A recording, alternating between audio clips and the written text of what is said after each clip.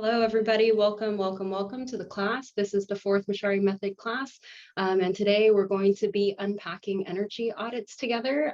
Matt, of course, is going to be working with a couple of you today as we get through all of your questions. So as a reminder, if you have any questions regarding the readings, even if you didn't complete an energy audit on your own time, it's totally okay. If you could just go ahead and grab these 2 points over here. The first thing I'll do is I'll go ahead and send in the chat box the link to this document. You'll want to make sure that you are following along here. This is where we are. And so if you just go ahead and copy and paste these, and any questions you have about the reading, you can go ahead and drop them below. But the first thing we're going to do is Matt is going to go through all the questions and see what questions you had about the reading. And then we'll go ahead and unpack some energy audits. And then we'll have one reading that we didn't send out ahead of time. It's part of the energy audit, but we just want to make sure that everybody's read it because it's super important for energy audits. And then finally, we'll wrap up with feedback to Matt. So without further ado, I'm going to go ahead and pass it over to Matt. It's all yours. Awesome. Thank you, Regina. And also, I just want to let you all know that, this class improves continuously based on the feedback that you give us at the end. And so I just want to also share with you how we're changing things based on the feedback that you've given us. So Regina's going to track time now of how much each person gets coached, and she's going to let me know basically when to end so that we can give equal time to all the people that we want to coach. We're going to, and here, I'm not going to read through these, you can read through these, but we're going to, and I don't know that we're going to create a breakout groups now in this class, but we are eventually going to do that based on the feedback that we got. And so, and basically this is to prove to you that we take your feedback seriously, we listen to it, and we act upon it. So please continue to give it. With that, let's jump into the actual coaching, the actual questions. I think what I'd like to do first is go through the questions, and then we'll unpack an energy audit. If we have time, we'll unpack a second. Then I'd like you to do a reading of how to say it, and then we'll end with feedback. I'm just saying what Regina just said. So can we please bring up Gabe Jewell first, if Gabe's here, so he can ask these questions live. And in fact, why don't we bring up everybody who's up on here eventually? Gabe, Sydney, Brandon, Alexis. Yeah. And I'll go ahead and allow access as we get through the questions, Matt. So Gabe is here and he is unmuted. Gabe, welcome. Hi, thank you. Awesome, Gabe. So Gabe, I have this theory that to fully understand someone, I need to both read what they say over what they've written and hear in their own voice what the question or comment is. So Gabe, I've obviously read what your question is, but could you please also say it verbally? Sure, yeah, my question is, and I can turn my video on.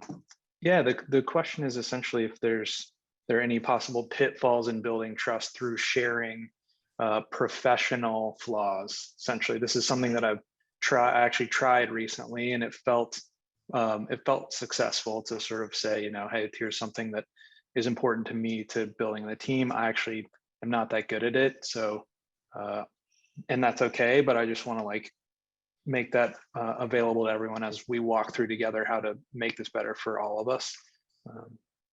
But yeah, curious to hear your thoughts on whether there are boundaries there. Yeah, it's a great question, and the answer is, there may be boundaries. I haven't hit them yet. Okay. I'm not saying that there aren't there. So what I've done this exercise with a whole bunch of exec teams. Almost always it's been personal sharing, but then with the Brex exec team, we tried it once with personal, and it didn't feel that deep. And then Enrique actually was the one who came up with it. He said, why don't we do it around work shames? And I was like, great. And so we did. And it was really powerful. And so, in hindsight, I think the reason is because when people share a personal shame, it's like, it's got nothing to do with me. It doesn't affect me. So it's actually not really that impactful. I'm like, yeah, great. That thing happened to you and felt embarrassed about it. But I don't feel embarrassed about that for you. It's not that big a deal. Whereas all of a sudden you explain to me that, hey, you lied to me about the revenue numbers prior to my decision to come and join the company. And I joined the company on false pretenses. oh shit, that affects me. And you just admitted that? Wow. Okay. Yeah. Now I actually do trust you a whole lot more. I wish you had shared that with me before, but I'm really glad you shared that with me now. So I think the having things, sharing things that actually affect the people who are hearing them makes it much more powerful. Now, there may be a limit. I haven't encountered it yet. I did have one, I guess we'll get to this in the later one. I did have one flubbed exercise like this very recently, but I'll get to it in a later question. So that was a great question.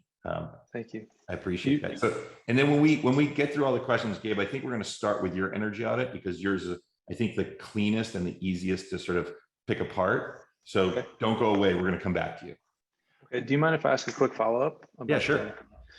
Is there a sort of like a support structure you recommend for introducing that to the team? So like if someone shares something professional, a professional flaw, you know, how to kind of preserve the space around it, you know, whether it's just like, cool, thank you for sharing, where we still support you and trust you more, or Yeah, turning it into an action item or something. Yeah. no, there's no action. So I'll tell you how I sharing. Yeah. have done this so far. What happens is I'll say to people, hey, I'd like to do this exercise, which I think is going to bring us all closer together.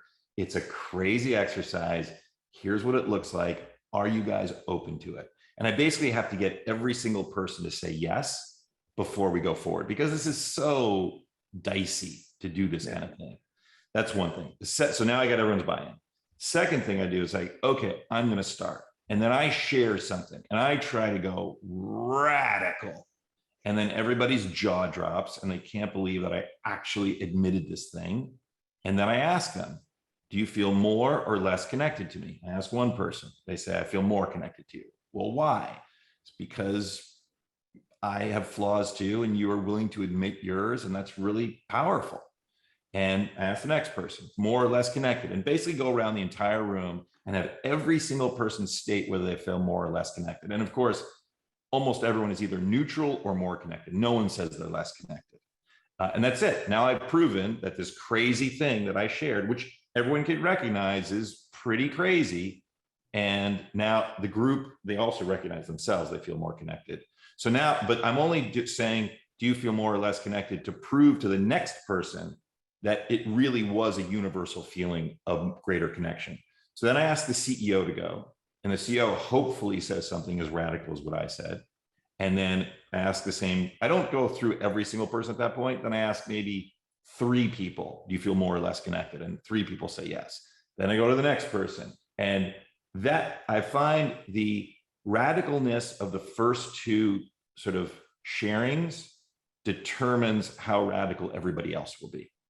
And then the next person goes and they share something. Now, oftentimes I'll get people that say, you know what, I feel it's really difficult for me. You know, my mother just passed away and it's really hard for me.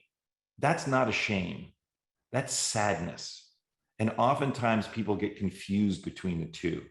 So I'll just call it out and I'll say, hey, that's actually sadness. What I'm talking about is shame. I'm talking about something that you don't want the rest of us to know. Yeah. Something that you feel embarrassment about. And then they'll change and they'll say something else. And then often, but sometimes people will share a false shame, what I call a humble brag. So yeah, I feel really embarrassed. You know, I have this work obsession and I never stop working. And all I do is, you know, work. And of course that's bullshit. They're not ashamed of that. They're trying to brag. So I'll call that out. I was like, really? What part of that makes you feel shame? And I'll just say, that doesn't feel like shame to me. So I keep asking questions until they hit something that, oh yeah, I get that would feel like shame. And that's important because once one person gets away with not sharing, then it kind of kills it and all the rest of the people won't share either. Very cool. So I don't know if that answered your question or not. Absolutely. Yeah. Okay. It did. Okay, great. Thanks. Excellent. Well, thank you, Gabe. All right. Can we please bring up Sydney? Yep, on it right now. Sydney, I am now allowing you to talk. and go ahead and come on up. Let's see here. Sydney, are you here? I think so. Am I? Hi, Sydney. Yeah, I can hear you. And maybe we can get Brandon up since we know he's coming. He's going to come Sure, right up. sure. Awesome. Thank you. So Sydney, can you please likewise ask me your questions? And again, I know this sounds weird that you already wrote these questions and I already answered them. So why are you asking? Why are you stating them verbally? But what I found is that I'm going to hear a little bit of different information when you share it verbally. And then you may say, well, why did I write it if I'm just going to say it? And the reason is because you write it to clarify your thoughts. And so I can refer to it later on. We can all refer to it later on. So it really good communication, in my opinion, requires both writing and talking on the exact same subject. So Sydney, can you please humor me and share verbally your question? Absolutely. So the first question is around your example on Peter Fenton. And you mentioned that within the first 5 minutes, he's like sharing all these super vulnerable things, and you know, you feel a lot closer. And for me, that's kind of odd, because how do you in the first 5 minutes share something super vulnerable? Like, do you just come up and say, hey, like this crazy, like I'm really ashamed of, you know, killing this person or whatever it is? How do you do that, right? So like, how do you tastefully weave that into conversation? And you know, I'm kind of curious how he did it. Yeah, this is how he does it. Hey, Matt, great to meet you. I read your book. It's really fascinating, and I can see how important this is for startup founders. I'd like to have a relationship with you. Let me tell you a little bit more about me. One thing you should know about me is I'm a deeply flawed person. I've got a big empty hole in my heart, and I just seem to be filling it with, you know, investing and creating more and more value, but it's not filling the hole. Like, and I don't know what it is. And that's what he does. I mean, it doesn't even take 5 minutes. Wow. It takes 5 minutes for him to finish the story, but it takes him about 30 seconds to start the story. Fascinating. It is. And it is unbelievably effective. Now, here's the thing. You might say, well, is Peter doing that on purpose? Does he realize what he's doing? No, I don't think so at all. I think he's just sharing. He's just the kind of guy that wants you to know who he is, and this is who he really is. It's genuine. There's nothing manipulative. There's nothing contrived about it. It's amazing. Amazing. Yeah. Matt, I want to jump down to these questions here, if you don't mind, because they have +1s from other folks over here. So Perfect. Sydney, are you okay with that, Matt? Yeah, totally. Awesome. Sydney, if you don't mind going over this question, because it looks like it's got some upvotes. For sure. So trust in a remote setting is tricky. And for us in particular, we hired a few people, never met them in person before. We work together a lot. We talk on video a lot. We play game nights together, but it's remote. So we'd love to do this this trust exercise you shared, where everyone comes together, shares something really vulnerable about themselves. But I also know there are some people who don't show up to game nights, and we're only 5 people, right? So there are a couple of people who just don't buy into this a little bit as much as I'd like. And I'm curious, how do you get buy-in, and how do you do this, you know, trust exercise when you're a remote team? Got it. Well, first of all, you can't do this trust exercise with people that don't want to do it. That's really dangerous. And so this one does require proactive buy-in by the team. And also, the first time you facilitate this, it could go very wrong. So my recommendation is you start with a very small group and see how it goes, get people's feedback of how you can do it better. And then by the second time, you can expand the circle a little bit. And then by the third time, you say, okay, now this works in, you know, however many people you want in there. No, also, it takes quite a bit of time. So it takes probably 20 minutes per person involved. So now you're getting into a 9-person team. That's 3 hours. You're like, man, we don't have to take that long. People just say what they feel vulnerable, and that's it. But that's not how it happens. What happens is someone shares something and they go deep. And then, of course, other people want to express condolences, and other people have questions, and people almost want to help the person unpack this deep trauma. And so it ends up being about 20 minutes per person. I've frankly had teams share with me, we should have scheduled the entire day for this, because this is like the most impactful thing that we can be talking about, and we shouldn't have cut it off after 3 hours. So like, whoa, that's crazy. So again, so start small, start with whoever is motivated, maybe 2 or 3 people, see how it works. If it works well, they'll then spread the word to everybody else. Then you maybe do it with 5 or 6 people. If it goes well, then they'll spread the word to other people. So you need advocates beside yourself. And the way to do that is to do a round that works. That's the way I do it. But I would never force people to participate, certainly not in this trust exercise. And I don't think you can really force people to participate in the hangout sessions either. I agree with you that it's valuable, but if they're not motivated, it's actually worse if you force them to do it. That makes sense. Right on. Awesome. Thank you so much for the question, Sydney and Brandon, if you don't mind. If you don't mind, I think we have time to basically go through most of these questions. So can we do one more with Sydney? Can we do the other +1? Yeah, of course. Awesome, thank you. What I thought was that you had already answered that question in the process of answering the first one. Oh, got it. Okay, maybe I I was did. about to say that. Okay, great, perfect. You're ahead of me. Thank you. Great. It's my job. Thank you so much, Sydney. Brandon, if you don't mind hopping off mute and turning on your camera, we'd love to meet you. Hi, Hey, Brandon, good to see you. good to see y'all. Can you hear me well? Perfectly. So Brandon, you know how this goes. Can you please share with us verbally your question? Maybe we'll start with the one that got +1 by Alexis. Yeah, it's funny. Having now written it, I realized I would explain it a little bit differently. I think basically with the exercise, I am the type of person that like wants to do it. Like I want to talk about our feeling. I want us to open up like this. And I get a lot of energy from spaces where this kind of vulnerability can happen. And so my fear really comes from having facilitated spaces before like this, and many times where it hits, and then times where either it doesn't or it doesn't for a couple people in particular. And so I think some of either the explicitly expressed feedback or like the way I kind of internalize it is like, in some ways you kind of answered it earlier, Matt, of like getting folks' consent to go into it and being proactive about that.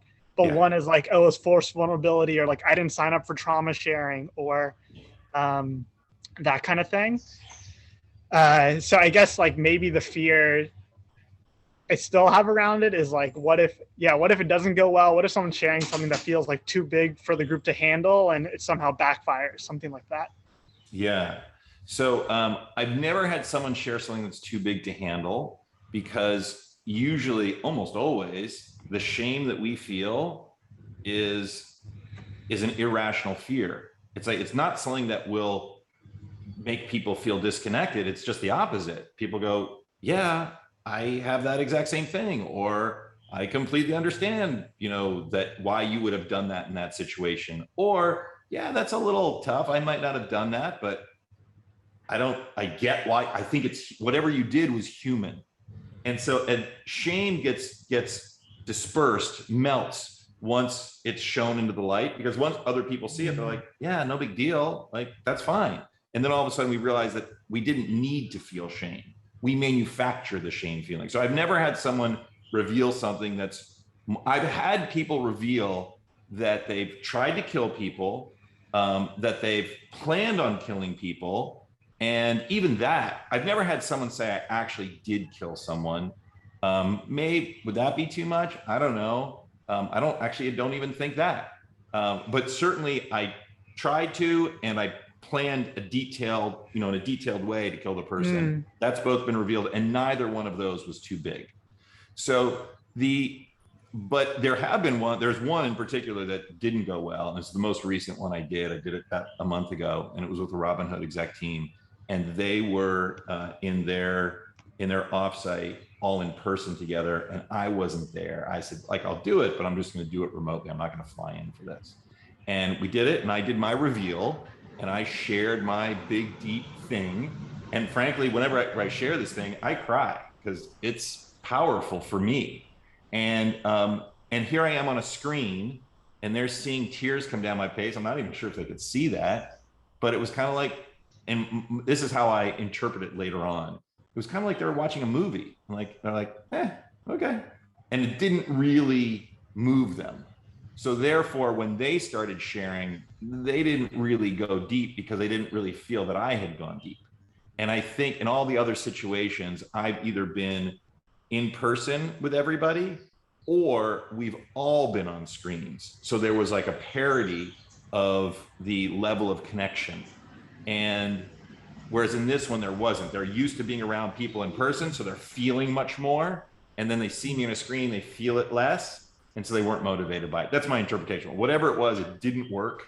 But curiously, about halfway through, I realized it wasn't working. And I said, stop, time out, this isn't working. Get feedback from everybody. Do you want to stop this? Do you want to keep going? If we keep going, what would you need to see in order to keep going? And curiously, the entire group voted to keep going. They could all see that it wasn't working, but they could also all see that it would have tremendous value if it did work. And so as a group, they asked each other to go deeper. They basically said, let's keep going and let's each of us just open it up more. So we did. I don't know that we got to the real, we didn't get to the real impact that I've had with other groups, but at least it wasn't a zero. Does that answer your question? Yeah, thanks for sharing that. I was curious for the second half and it's still not hitting. Did you sense it was like personal sharings versus work sharings or something else? We did, I can't remember which one I think we did work. We shifted, we started with personal and then we shifted to work. Yeah. Great. Thank you. Awesome. Thank you so much Right for on. your question. And then next up, we've got Alexis. And let's not have Sydney and Brandon leave because I think we're gonna have time to go back and deal with all their questions. Oh, yeah. I can Okay. totally move them up as panelists as we get up onto their questions again. Alexis, are you here? Can you please unmute and Hi. Hey, Alexis, good to see you. Alexis, Hey. yours isn't really a question. Yours is more of a sharing, but I'd still Yeah. love to hear the sharing verbally. Yeah. Can you guys hear me? Yeah, perfect. All good? Perfect. Yeah, so just a quick overview of that story. So I barely eked into business school and the application process, there are all these things like the GMATs and you had to get this score and I barely got it and I had to work really hard to get that. And when you get to business school, everyone kind of says, oh, I got this score and I studied for over 11 minutes and blah blah blah, and you go, oh great, that's not really me. And then my second year they asked me to start attending and speaking on these panels to prospective students, and I would be on this panel with like 7 other people, alumni and current students, and it was like just the murderer's row of I got 14,000 on my GMAT. And I was like, out of 800? Oh my God. One after another of like, after business school, I not only went to Goldman Sachs, I became the CEO within 8 hours. And I was just like, that's good stories for you. And I realized my story was different. And in front of like 100 to 150 people, I would go, hey, my first GMAT score was 420. And I had to work really hard and I studied like hell, and arithmetic wasn't that easy for me. And I would say this is what's going on with me, and it would I could see some people in the audience, kind of their eyes would open up like, oh, hey, I think I connect with this vulnerability. But I could see the other panelists were kind of like, that's a crazy story. And then afterwards there would be a reception and I would just be swamped with prospective students saying, yeah, I'm having the same issues with the GMAT. And I would say, yeah, I'm here for you. I know what you're going through because I did it. And yeah, I was humbled by it. And yeah, it kicked my ass, and a lot of people connected with that. And they would say, yeah, thanks for helping me. And I would keep in touch with these students or these prospective students and help them. And I still am, I'm still in touch with a bunch of people who said that, hey, knowing that an idiot like you could get into business school, I can do it too. So I'm just saying I really connected with that vulnerable. And maybe it's because, I look at it and I go, yeah, it's, uh, shame can be turned into pride of overcoming something or being open about something. That's my Exactly story. right. Yeah. So that's perfect. I mean, you've lived it. So you've now Yeah. experienced, you were willing to share a weakness that you had. And instead of turning people away, it made everyone in the room attracted to you and then swamp you afterwards. And Yeah. that's it. You can't unlive that experience. You've now experienced it. You can't unknow it. You now know it to be true. So now you've got this tool in your belt and you know it works. And it's not, Yeah. and I should say tool makes it sound manipulative. It's not. It's just it's connecting. It's Yeah. yeah. And Awesome. Great. let me add one last thing. It wasn't so much the vulnerability on stage and going, here I am, but it was the connecting with people afterwards and being able to look in their eyes and being like, yeah, we're imperfect, and yeah, it's going to take some work, but I'm proof that you can make it. And so that was the real joy, is connecting with people and being empathetic about it. That was the joy for you of Yeah. connecting with them when they came up to you. But the Yeah. reason they came up to you, the reason they felt connected to you and therefore came to you was because you shared a vulnerability. You Yeah. therefore were not intimidating to them. You therefore Right. were human to them. You basically opened a hole in the wall, whereas the other people were like, I am perfect. And the Yeah. other people, frankly, their audience was kind of scared of those people. Like, oh my God, those people aren't, that's not me. I'm not perfect. Therefore, I am not worthy of talking to that person or whatever. But they weren't attracted to that person. They were Right. attracted to you. And then the connection was created for you and it felt good for you. Yeah. Right Absolutely. on. Awesome, Thanks, man. Alexis. Thank you. Thank Very And you. on. Alexis, just so you know, a lot of people have been sending +1s in. It's only going to hosts right now, but you got lots of love coming through. Thank you for sharing. Oh, +1s to them. Awesome. Is it Catalin? Is that how you say your name? If you're here, please come on up. Hi, Hey, can you guys How's it hear Ellen. me properly? Yes, we can see and hear you. Yes. Hi, everyone. Yes, that's the correct spelling. Thank you so much, Regina. Awesome. Yeah. It looks like your question is about energy audit. Matt, do you mind taking this question about energy audit, Yeah, since of course, we're of about course. to jump Yeah. into them anyway? Yep. Yeah. So Matt, would you like me to restate it or? Yes, please. Yes, Yeah, please. okay, sure. I think the most authentic way to share it is that I have noticed myself in this loop. So there's some sort of thing that's keeping me in the same place, because I've noticed that, yes, we do create revenues, we do all these things, but I keep getting into the same place of burnout and then not knowing what to do and then back at it again.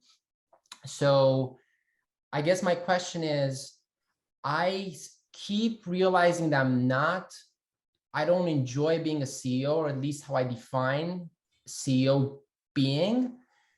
And then I have a bunch of roadblocks to whatever I'm trying to do, at least to my current understanding. So if I tried, for example, to delegate, then I'm like, gosh, so I need to do all these things, but also be very thoughtful about delegation and making lists of what I delegate, and then hire this person and train this person and do all these things.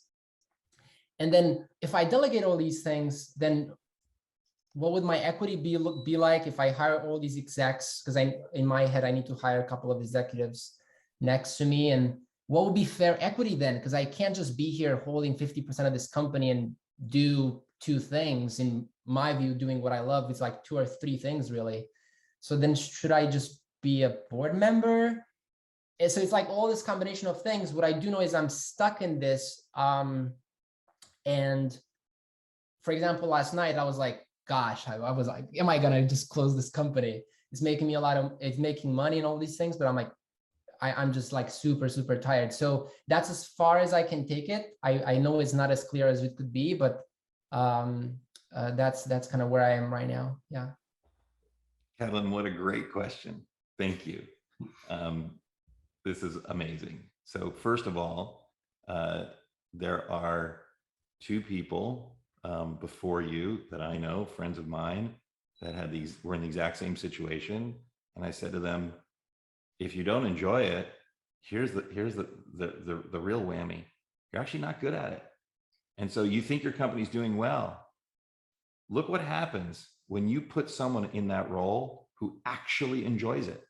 Because if they love it, they're going to eat it up. They're going to study it. They're going to do all the tasks. They're going to do the one-on-ones. They're going to do the team meetings. They're going to do the business reviews. They're going to help people prepare. They're going to do the conflict resolution with the team members that aren't working well. They're going to do all that human operation stuff, and they're going to love it, and they're going to do it well. And frankly, because you don't love it, you're barely doing it now. And when you are doing it, you're not doing it well. And so if you let someone else get into that position, they're going to crush it, and your company's going to crush it. So I'm going to give you two examples. Naval Ravikant at AngelList and Alex McCaw at Clearbit. So Naval Ravikant was the first one, and he came to me about probably 3 years ago. And he said, Matt, my problem is I hate being CEO, but I've got to do it, because if I'm the famous one, all the capital that comes to AngelList comes because of me. All the companies that are being invested come because of me. Like if I go away as CEO, the whole thing just implodes. And I told him, bullshit. It's not true at all. That's a story that you make up in your head, but it's just not true. And so I said, who is the most likely, if you weren't it, who's the most likely person to do it? He said, oh, Kevin Laws. Okay, great. What are the steps to putting Kevin Law in that role? Well, he'd shadow me, and then Matt, would you coach him for a little bit? And then we'll have him set in those roles. Great, let's do that. 6 weeks later, Naval was no longer CEO. Kevin Laws was CEO. A year later, they went and found, I guess his name's Alan Coley. Yes, exactly. Who took it to an even new level. And now, there's a video where I interviewed Naval, I think about 2 weeks ago. I said, okay, Naval, what was it like then? What is it like now? Two things. One, his life was crappy when he was in the CEO seat. 3 out of 10 was his life. Now, no longer being in that seat, 10 out of 10. Oh, and by the way, AngelList, which was basically barely surviving 3-4 years ago, now massively valuable because the new CEO is doing a much better job. And in the meantime, Naval's had time to think and get bored and get creative, where he's gone off and created Metastable, went off and created CoinList, went off and advised many, many, many companies. And so created much more value in the world in addition to AngelList. And so the next person came along, and that was Alex McCaw, and he sort of was in the same position. He's like, I just don't enjoy it, but I'm afraid if I leave, it won't work. And I said, well, what about Naval? Look at Naval's example. And he said, yeah, but that's Naval. Naval's unique. No one else can do what Naval does. I'm like, why is he unique? He's a human. And so it took about a year, but Alex eventually left as well, hired a new CEO. Same story. Clearbit is now crushing it, doubled revenue to 40 million ARR this year. They're going to keep growing at this insane pace. Company's worth hundreds of millions of dollars more than it was when Alex was managing it. And Alex has now gone and created this new app that he owns 100% that he just loves called Reflect. People are using it. People are loving it. He's having the time of his life. He's now going to go and sail around the world indefinitely on a boat and just living his dream. And so not only is the business doing better, but he is clearly loving life. So now the excuse of, oh, it's just Naval. Oh, it's just Alex. I think that excuse is gone. It's no longer true. It's that you can have your cake and eat it too. You clearly shouldn't shut down the company, but you shouldn't keep being the one to do the things that you're doing that you don't enjoy. Because again, the crazy realization is you're not doing them well, and someone else who enjoys them will do them better. And so here's what I say. You're going to still do this role for another 30 to 90 days. Let's say 90 days. That is perfect opportunity to train somebody else. So you just get someone else to sit and watch you for the next 90 days. They won't last. I mean, by the time 30 days in, they'll go, Catalin, this is too painful watching you do this. Let me do at least these tasks. And you'll let them. And then you have to shadow them as well, and then give them feedback, but you'll quickly start to see they do it better than you. And by the time you get to 90 days, they'll have taken off every single one of those tasks that you don't enjoy, and they'll be doing them better than you. And you may say, well, Matt, I've got to go hire a CEO to do that. I've got to go hire someone who's run a company before. I've got to hire someone who's successful in this. And I push back. I say, no, you don't.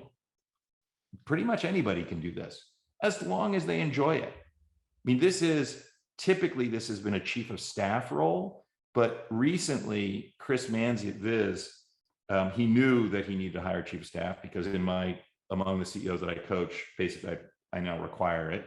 And he's heard from all the others that have it, just how amazing this role is. And so he went out and searched, and we have this guy, Phil Levine, who does these searches, but because I've recommended this to so many CEOs and so many investors, Phil Levine is now like buried, and he doesn't have, any space until like, months from now. So whatever happened, like the search wasn't going as Chris wanted to. And then he said, you know what, screw it. And he had his EA, who's been his EA for a few years. And he said, Rose, you're now going to play this role. And he just had her start shadowing him. And within 2 weeks, he said her performance went up by 10x, and she started taking things off his plate and doing them phenomenally. So there is this idea that you have to have someone who is, super highly qualified. No, you're EA. Plenty. If you want someone who's got more experience than that, that's fine, but you don't even need it. The key here is it's access to information. If people can have the same information you have, they can make just as high quality decisions as you can. But in addition, I'm guessing most of the things you don't like to do are like organizational, administrative things. Is that right? Or am I making that up? Yeah, like finances, processes, like the nitty gritty of hiring people, like realizing what job descriptions and all this stuff. Yeah. Exactly. And as much as you hate that, you can't imagine that anyone else would enjoy it. The funny thing is, the majority of the world loves that kind of stuff, loves that kind of detailed, written. You have a founder mentality. You have ideas and you want to go see those ideas happen. You get bored and bogged down by the minutia of writing, but most people in the world are the exact opposite of you. And they love that detail. So I recommend that you read all of these readings in this video down below here. And then I encourage you to have anybody shadow you for the next 90 days. And I think you're going to be shocked at the results. Can I reply real quick? Or Totally. Okay, so first of all, thank you. Very much appreciate the context that you brought. I watched the video with Naval, read all those docs. So the immediate internal conversations that appeared, because now I'm getting very finesse and trying to observe like what is really holding this back from happening, because not having the information, because I did watch that a couple of weeks ago, and that really got inspired me, because I at least saw another person. I didn't really think it was Naval special or something, but at least saw another person who felt the same way. Yes. What two things that popped into my mind now were right now, basically what I've managed to do was at least come to the realization that me trying to figure this out is not going to work. So I've gathered the 6 people that I think are the best people to move this company forward. And I've started this kind of like co-creation process to figure out some answers to a lot of these questions. The situation is that in the short term, there are activities to be done that are still my responsibility. So I haven't figured out that. And at the same time, managing these sessions is quite intensive, and kind of figuring out a way of working. And exactly what you guys are doing here is basically what I'm managing with that co-creation process. So what I'm thinking of doing is there's 2 people in this group that might be this potential CEO. There's 2 questions that pop into my mind. One, how do I know which one to choose? Because I can't quite exactly vet the right CEO. I know, for example, I'm probably doing about 40% of what the CEO should be doing. So shadowing only will get them to a certain extent. So I'm trying to understand, one of them is like more competent, one of them has more time available. That's kind of the 2 options, but they're both very competent people. So if they're going to shadow me, they're really only going to get like 30-40% of the equation, because I know I'm not doing everything. I'm not doing what a CEO should do, and I'm kind of delaying all those things on an indefinite timeline. So in any case, that helps. So here's the crazy thing. Yes, you're not doing a good job. You're only doing 30-40% of it. That's the only thing they're going to be able to see when they shadow you. That's actually not what it is that they're shadowing you for. They're shadowing you for how you make decisions. And so that you then trust them when they start making decisions, because they'll make decisions the way you've been making them. In terms of you're only doing 30-40% of the job, yes, they're going to do that part. Plus, they're going to do another 30-40% of the job, which they already know how to do, which you don't. And then that last 20%, they're going to read and they're going to learn and they're going to get a coach and they're going to fill that in over the next 12 months. And so which one between the two doesn't matter. Either one of them is going to crush it. Either one of them is going to do far better than you're doing. Yeah, I do agree. That's funny. Okay, thank you so much. And then when it comes to the equity, be as generous as I can and not have to worry about that too much. Because I'm thinking of myself being unequitable. If I'm going to do not that much, in my view, I'm going to be like, well, or it doesn't really matter. It's just in my head. Catalin, that's in your head. Okay. Does Sequoia say, oh, you know what? I'm really not creating that much value anymore now that you're a public company. I should really give you back some of my equity. They don't do that. And no one would ever ask them to do that. Here's what this new person gets. If this new person now is truly, by the way, they don't even have to be CEO. If you enjoy being, having the title or still want to do product in the company, stay in the company. And the person becomes COO and they just run all the one-on-ones and the team meetings. Or if you truly like, no, Matt, I want to go to the beach in Bali. I don't even want to have to think about this. And I want whoever stays to have a title so that they can go talk to investors, talk to customers, talk to recruits, and everyone knows that they're talking to CEO. Okay, then you let that person have the CEO title. But if you're going to stay and talk to investors, recruits, and customers, then this person doesn't need the CEO title. So you don't even have to leave. The second thing is, in terms of equity, the person who you put in this role, if they become the COO, give them COO equity. If they become the CEO, give them CEO equity. But what is that? COO equity is like 2%. CEO equity is like 5%. Okay, give them that. Once they're performing, by the way, don't give them that prematurely. Thank you so much, Matt. Thank you. You got it, Kevin. Awesome. Catalin, that was an amazing question. Thank you so much for surfacing that. And now, Matt, I think we can go ahead and jump over to the first energy audit with Gabe. Right on. So Gabe, I'm going to open up your energy audit, and Regina, if you could please share that on screen would be great. Absolutely. And then, awesome. And so we're going to go through your observations. Let's quickly have you share, Gabe, your observations.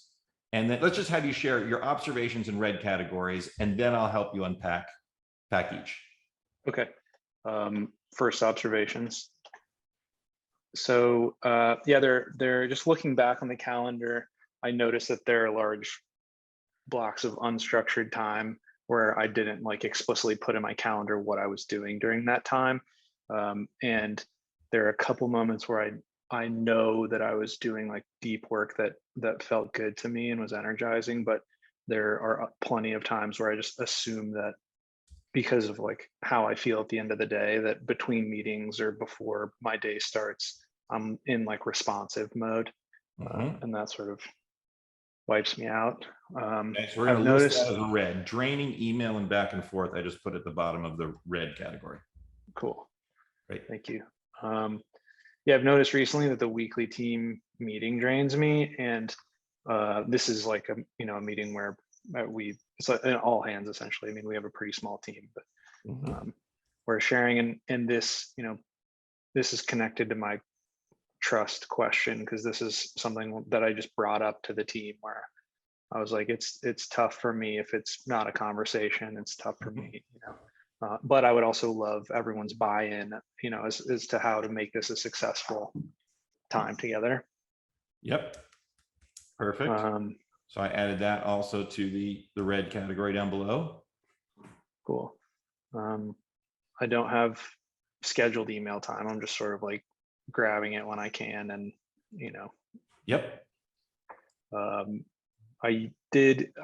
Having read your book, I have implemented the top goal system in the past, and maybe I was like over ambitious with the first phase of it or something, but I just had trouble kind of maintaining that pattern day to day, or I would like let that time get snipped away a little bit by asks from the team, and then Well, let me ask. or other things stuck at me. Yeah, go for it. Let me ask you this: when you had it, was it valuable or no? And don't say it was valuable. I mean, it's not for everybody. That I would say it was what I think probably the most valuable version is when I have like a big block once a week and then smaller time each day to sort of check in. Great. Great. Okay, let's keep going. Yeah, I one-on-ones, and this is just actually like more sort of specific and personal to personnel. But there's times when I feel like if I'm like on the defensive or something, or I'm drained going into a one-on-one, it's tough for me to be an advocate for the team. And that's like one of my favorite things to do when it's humming. So it like kind of compounds if I'm like, oh, I did a shitty job in supporting this person on my team or having a fruitful conversation. Okay. And when we get to the reds, we're going to unpack exactly what that looks like, some examples of that, but we're not going to do that now. Okay. Great.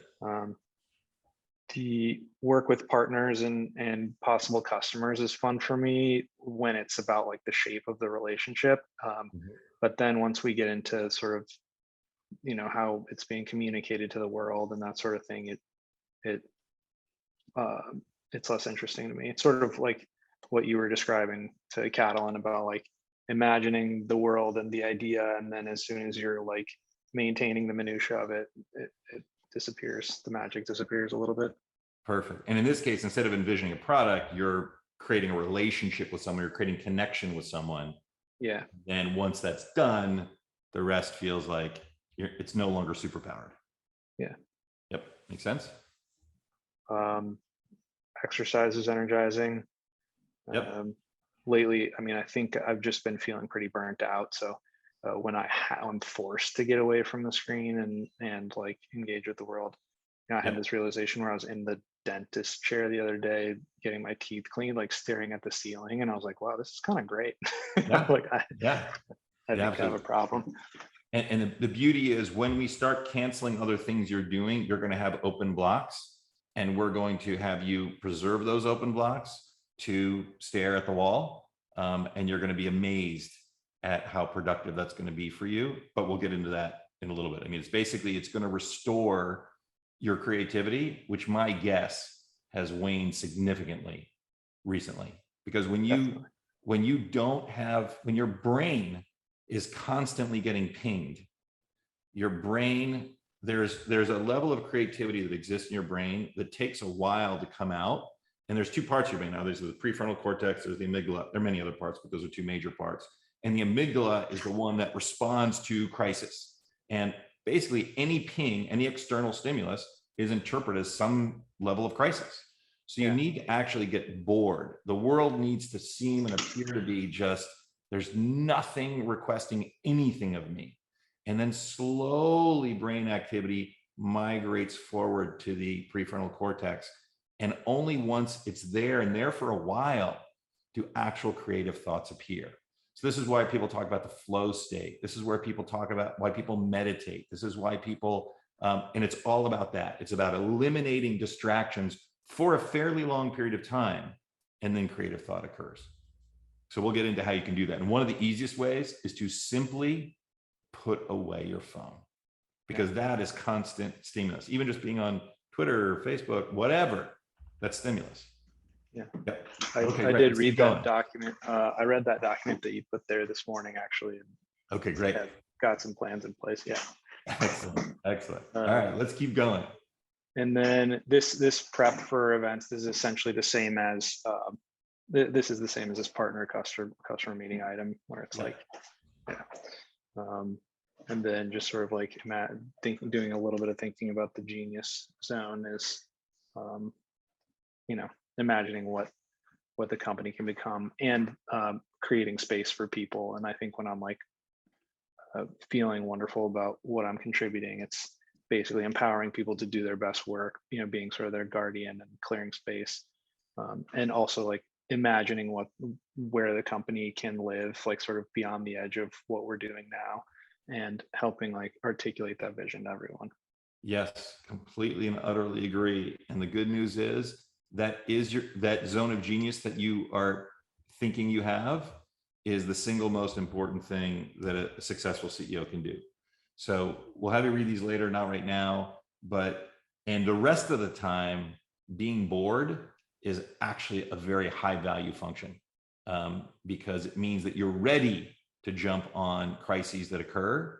And you can also spend the time, as you're visioning, writing vision documents, because there's nobody else in the company that has the luxury of being able to look out and see the future.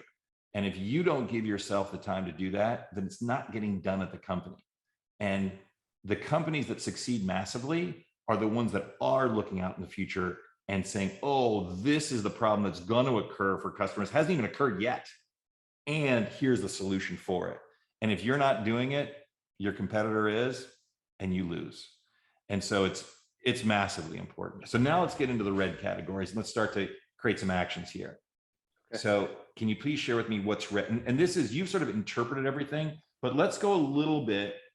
Actually, you know what? We'll let you have gone through the interpretation. So can you please tell us what the red categories are? Sure. So one I categorized as protected time working on urgent stuff that feels like it needs to be executed immediately. And so my pitch to myself and what are some examples of that below? Can you please point those on the calendar below? Oh, let's see. I mean the like sort of unstructured, those unstructured times where there's not necessarily something scheduled on the calendar, but I just know that I'm like, rather than maximizing that time, I'm being like responsive to every email that's coming in, or maybe like weighing in on things that I don't need to participate in yet, or perfect.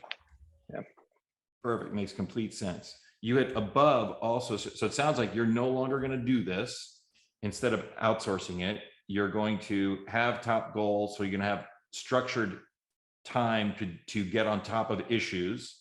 So you don't have to respond to them instantly. You'll say, yeah, I've got a big block of time, 2 days from now in the afternoon, I'll deal with this issue then. Is that right?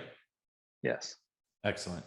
And the way you're going to schedule, because we talked about it before, you had this before and it didn't really work. So now you're going to schedule one big block once per week and then a smaller time each day. Is that what you want to do? Yeah, I think that sounds ideal, or at least as the next experiment. Yeah. And one big block once per week. What size block and what day? I like actually Fridays because I try to keep those clear anyway for like 5 hours, 4 or 5 hours. Yeah. Perfect. And then smaller time each day. How much time? And generally morning, afternoon? Say, yeah, like maybe an hour each morning, or hour and a half each morning. Hour, and let's start with an hour. Make it really defensible. Okay, great. If you and I were just sitting here together, I would say it takes less than 2 minutes to put this on your calendar. So please do it right now. I don't want to take up the 2 minutes that it'll take, while we're in the group, but just know in coaching, any action that takes less than 2 minutes, we just do it immediately. Just do it. Okay. Yeah. And I'll do it right after.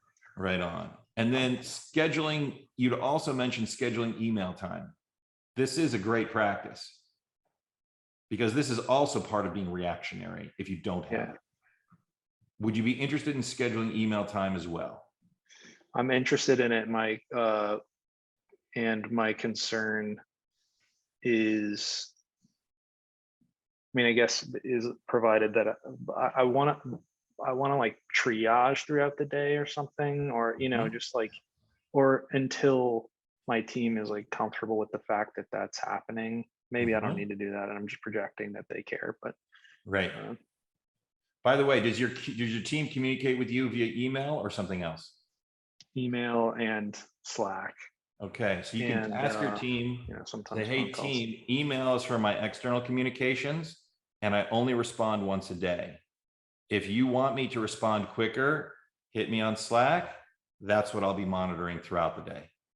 Because a way of filtering external versus internal communications. Would you be Great. open to sharing that with your team? Yeah, absolutely. Great. Because you do want, your team is more important than the external world in terms of Yes. speed of response. So if they're communicating through the same vehicle, you've got to dig through a whole bunch of crap. But if they're communicating on a vehicle that only they have, you're not digging through any crap. Yeah. Right. Cool. Excellent. So yeah, I would add. And by the way, when you schedule the smaller time and the email time, you're maybe going to schedule once a day at this time, but your mind, you'll know it's flexible. Right. And that's okay. You can actually move it around. If all of a sudden it's your email time and suddenly, boom, all the servers go down and you need to deal with a crisis, it's totally okay to take that email time and shift it to another time in the day, later in the day, when you actually have dealt with the current crisis. Yeah. Yeah, Okay. I do have trouble, and I just saw like this pop up in a chat, but I do have trouble with like things that require more time. But I guess the solution there could be to respond, can you please email me about this if it feels like something that I need more time to deal with. Perfect. Great. Love it. Regina, can you please document that somewhere here? That seems like a great thing to do. It's a response. So let's keep going, Gabe. Okay. Let's keep going to the weekly team meetings, not interactive. This is going to be fun. This is going to be fun. Yeah, I think and yeah, the one like, so I think I mentioned this, but basically I just have been noticing I conclude these meetings and I'm sort of tapped out, and they should, in my mind, I'm like, this should be a moment where I come out feeling like I'm on fire in a good way, because I'm with the team and we're talking about the exciting stuff we're working on. And I think it's part of it is the maintenance aspect of being like, let's go through our agreements and what we said we were going to do and that sort of thing. Administering systems is tough for me. And then when it feels like I'm talking into a void and like unable to facilitate conversation about stuff, and like I just talk for 15 minutes, that wears me out, because I just don't know what, the brain starts to be like, well, what's everybody thinking? Are they really okay with this? Like, is there feedback that I'm not getting that I should solicit in a different way or something? Yes, that sounds horrible to me, by the way. Okay, you talking for 50 minutes. Yeah, no one should have to sit through that. No one. So as bad as you feel about it, my guess is it drains your team even more. Yeah, that's probably right. So for a weekly team meeting, let's go through the questions. Does it even need to happen? Could you eliminate the team meeting altogether? I mean, I guess we could. It's possible, but I don't think I want to do that. Perfect. Our team's fully remote. Yeah. I think it would be a bad idea too. You don't necessarily have to do it once a week. You could do it once every 2 weeks. That's actually, if there's significant preparation required, that actually feels friendlier to most teams. Yeah. 2, do you need to be there? Yes. Are you the CEO? Yes. Okay. Do you need to be there? Yes. Perfect. Agreed. 3, you don't necessarily have to run it. Someone else could facilitate it. Someone else could say, here's the agenda. Everyone get your pre-writings in, remind everyone to get it in, then share with you the topics and issues that are being suggested. You then pick, prioritize and pick which ones you guys are actually going to go over. And then that person sends the follow-up afterwards. Here's all the things we agreed to do and who agreed to do them. They're in our action tracker. So you don't have to be the one to do the facilitation and the administrative stuff, but you likely do have to be there physically to, even if you're not the decision maker, just to have your voice, people know what decisions get made and you go, yes, that's good, or yes, that person should be the decision maker on this. So yes, you do need to be there. 3rd, because you can't eliminate it, you can't outsource it entirely, and you need to be there, what would make it exquisite for you? What do you imagine would be a 10 out of 10? If this meeting were blank, I would love it. I think you sort of just described it. If someone else were like actually running the meeting and handling the administration of it, and if everyone, at least over time, felt heard and like their issues, like there was like visibility into and celebration of the work that they're doing, and also like accountability that they're excited about. So each person shared what they are proud of. Is that what you just said? Yes. And then also showed what they did, accountability. And you want them also show what they did and are going to do, or just what they did? And are going to do, yeah. Okay. It's not required that they did what they said they would. They said they would, okay. In fact, I'll leave that as a question mark that they announce what they're going to do. I won't even add that. You can add that if you want to. Okay.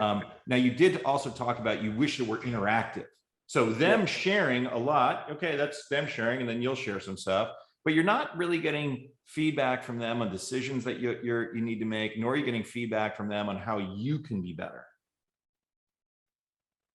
So do you have, hey, I see this problem. What do you guys think we should do about it? Does that ever happen? Yeah, definitely. It does or does not? It does happen from time to time, yeah. But it doesn't happen regularly at each meeting. That's correct, yeah. Okay. Would you be open to putting on the agenda item issues that you see? Now it's key. You don't give normally I say issue, propose, solution, but when you're the CEO, your voice is the loudest voice in the room. So if you say, hey, here's an issue I see, and here's my proposed solution, because you're the CEO, everyone's going to be like, yeah, okay, we agree with that, even when they don't agree with it. Right. So it's really important that you withhold your opinion, say, hey, I see this issue. Now, can I please get your thoughts? First of all, do you agree that this is a problem? And B, if it is, what solution do you think we should implement? And then collect their feedback. And I would do it in written form. So this is how Brian Long and Attentive Mobile does his exec meetings. He just says, here are my concerns, boom, boom, boom, boom. And then he says, everyone, please take 5 minutes writing your comments on the first one. Okay, and the ask the person about them, and they sort of figure, and he's like, great, that's all really valuable, thank you. I'll come back to you with a proposed solution next week. Next one, 5 minutes, everybody writes in at the same time. And this idea of co-writing, of everybody writing at the same time, is massively powerful, because what you do is you get massive amounts of information in a very short period of time, and people who are normally shy or just not as aggressive and don't usually talk can now get equal billing, and you'll be amazed at how high quality the ideas are from the people who you basically never hear from verbally. But if you give them this vehicle and they can write, then you'll get massive quality. Would you be open to experimenting with that? Yeah, absolutely. Excellent. Would you also be open to experimenting with, say, 10 minutes at the end of each meeting, where you ask people to give you feedback on how you can perform better, how the meeting can be better, and how you overall can be better? Definitely. Awesome. And both of these things will be in writing. You'll ask them to first, in real time, write their feedback to you. And then you can, that'll take like 3 to 5 minutes. And then you can take like whichever one feels like the most hard hitting, unpack that one, get clarification for 5 minutes, and then you're done. Yeah, that sounds great. Awesome. And that's super interactive. All right.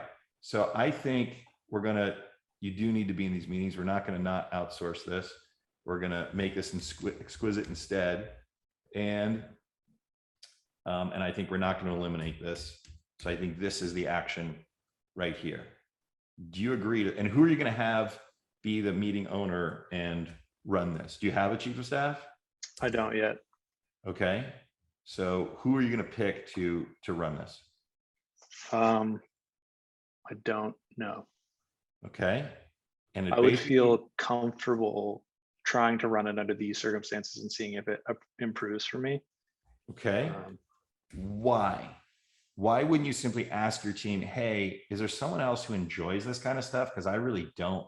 Would someone else be willing to do this? Yeah, that I can do. Perfect. Ask the team. Great. And you know what I forget which company does this, but there's one that rotates this role.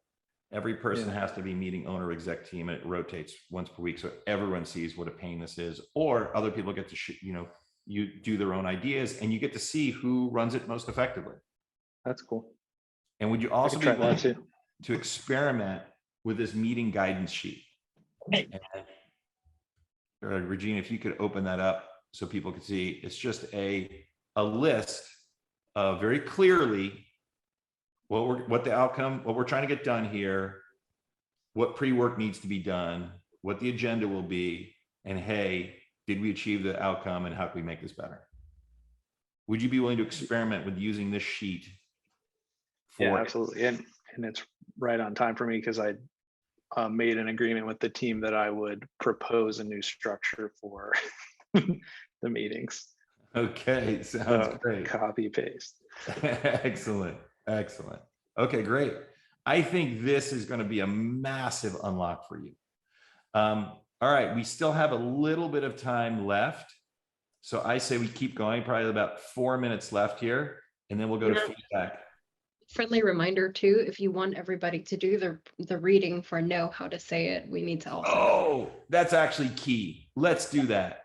So Gabe, we're going to stop here. I think the biggest one we got was your weekly team meeting and your unstructured time. We could go further, obviously, but in the interest of time, we won't. So Gabe, thank you very much. That was awesome. Thank you. We want you to report back what the results of this were. I will. Yeah. Thank you so much. Awesome. Thank you. So the last thing I'd like for everyone to do, because this gets lost in the energy audit, but it's really critical, is this know how to say it. So I know this takes a while, but can everyone please open this up and just read this right now?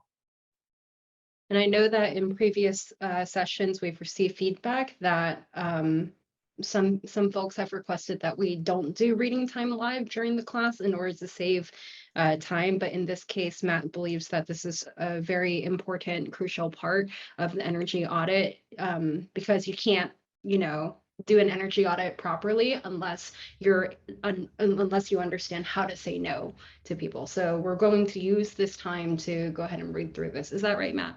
That's exactly right. Awesome. So if everybody here could take, how much time, Matt, do you want to give? 5 minutes? I want to give 5 minutes. Yeah.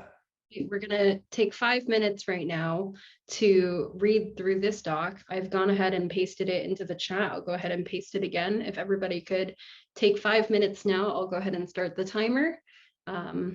Please go ahead and read this. All right. So Sydney, great. Can you please share this question with us verbally? I'm going to go ahead and pull him up. Matt, you're too fast.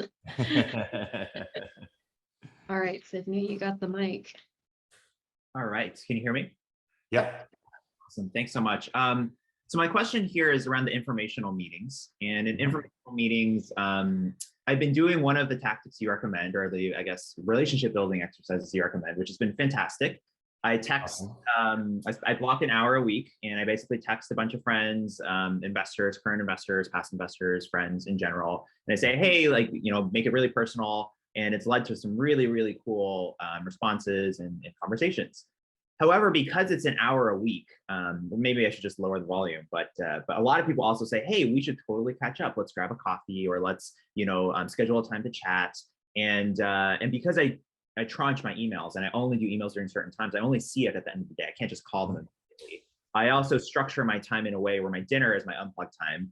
So I don't want to call them during my dinner either. So it makes it hard. And I reached out to them. So I don't want to say no to them after they say, hey, let's grab a coffee. So how do I guess, politely navigate that?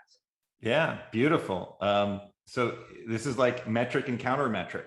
This is like action and counter action. Right. So what you're doing is you're reaching out to people and you're creating connection with them. And they're like, oh my God, this is awesome. Sydney's amazing. No one else reaches out to me like this. I love Sydney. I want to spend more time with Sydney. But you don't have that more time because this is your way of creating connection without the 1 hour coffee. So you just have to get straight with them.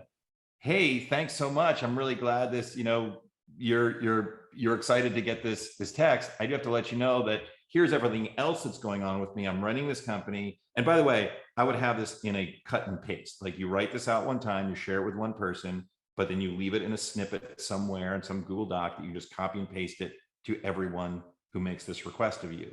And say, I would love to catch up with you. Unfortunately, my calendar just doesn't allow it right now because I've got to do all these other things. And it is true, you would love to catch up with them, but it's also true that your calendar doesn't allow it right now. And here are all the other things that I am doing. And once you share that, their response will be, totally get it. Thank you for reaching out.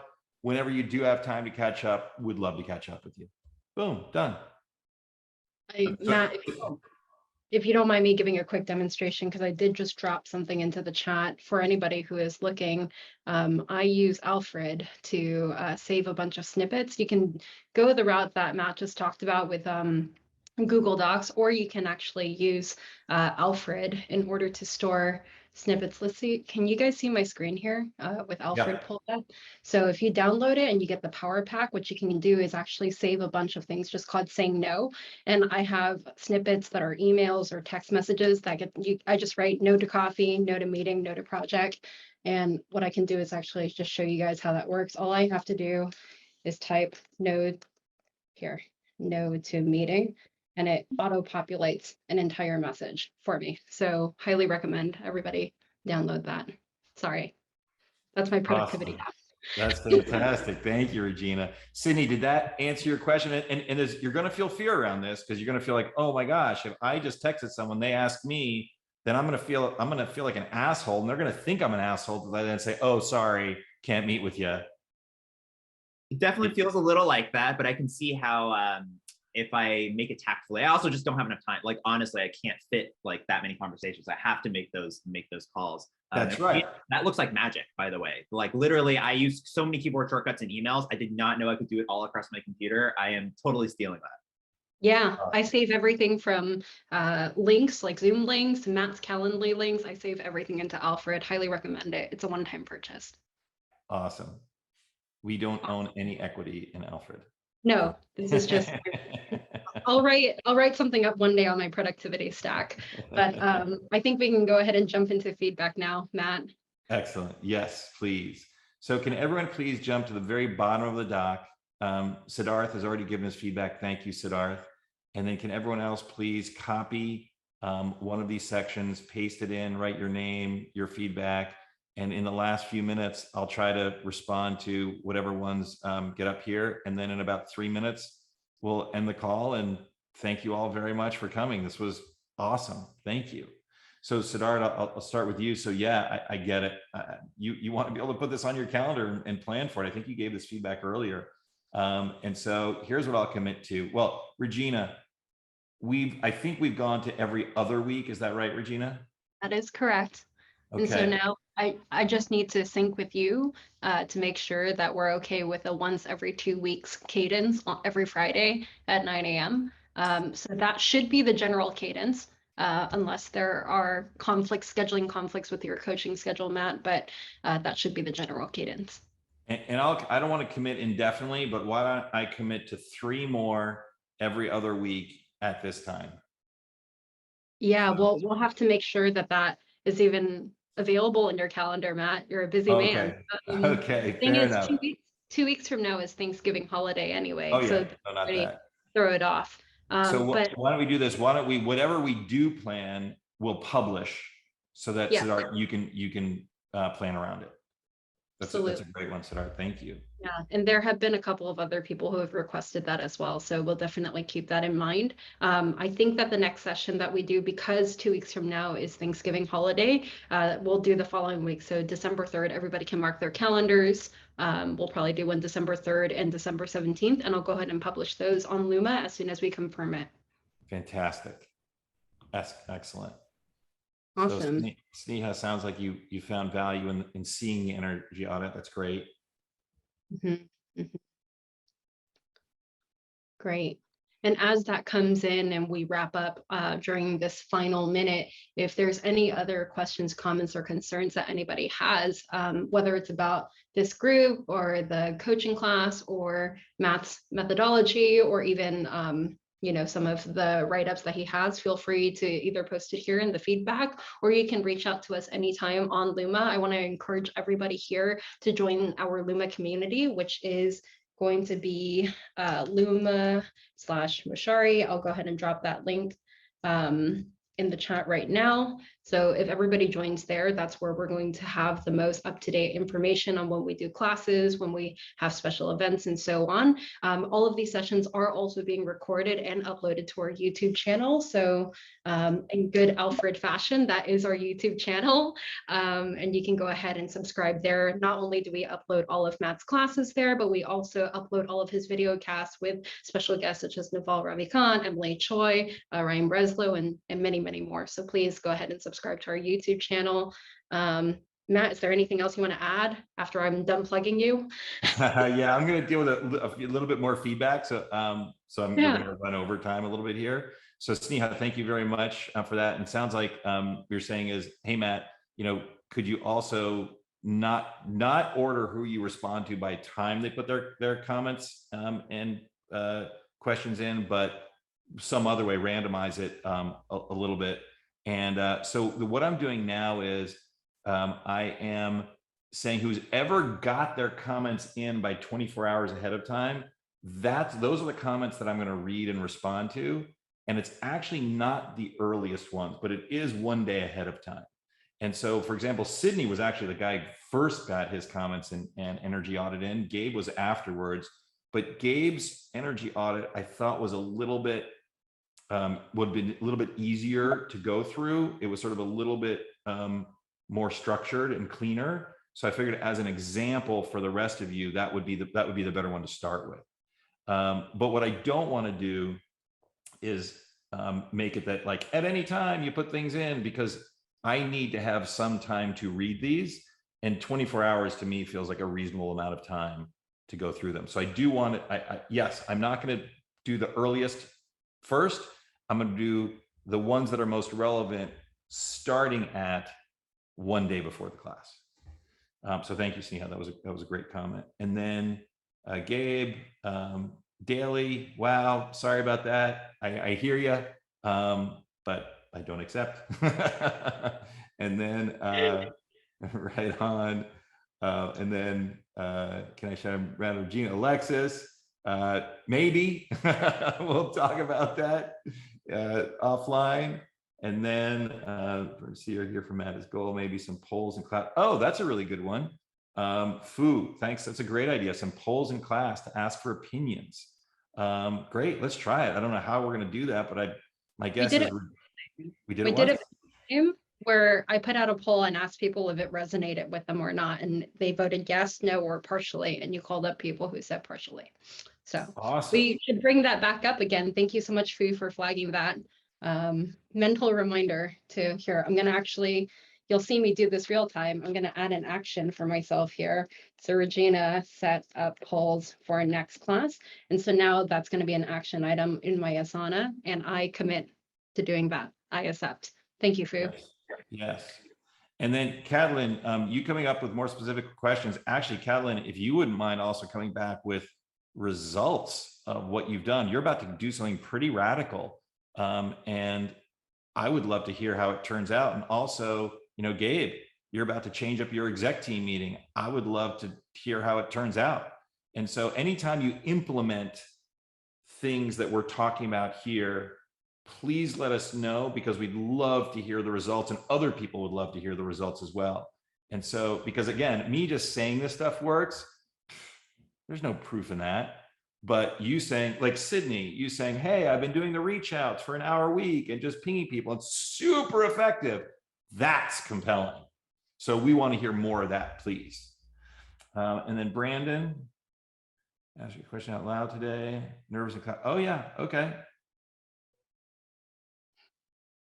Okay, great. Yeah. So Brandon's like, hey, Matt, when I shared the question, if you had reflected back the question to me before you answered it, that would have proved that you actually really understood what I was saying. I think that's what you mean. I think, one, you say it would have clouded my nervousness, but I think really the underlying message is that then I'd actually confirm that you knew what I was actually asking. So yes, you say exactly, great. Okay, yeah, that's a really good idea. I usually only do the reflecting back with feedback, but there isn't any reason I shouldn't do it with questions as well. So I'm going to take that recommendation and do it. Thank you very much. Awesome. All right. And then Adrian, you're writing stuff out furiously. Thank you. Great. Great. Awesome. You're welcome, Adrian. Thank you. So with that, We had I a couple think- more show up here too. There's one Couple. right here. Hossie is filling it out. Actually, people are still filling it out. Great. okay. Right on. Awesome. Well, that wraps up our session. Sorry, went a little over time, y'all, but we will see you hopefully at the next class. Thank you for attending. Yeah, I think that's it. Matt, is there anything else? That's it. Thank you all for being here. I appreciate it. Thank you. Take care. Have a great one, everyone. Bye-bye.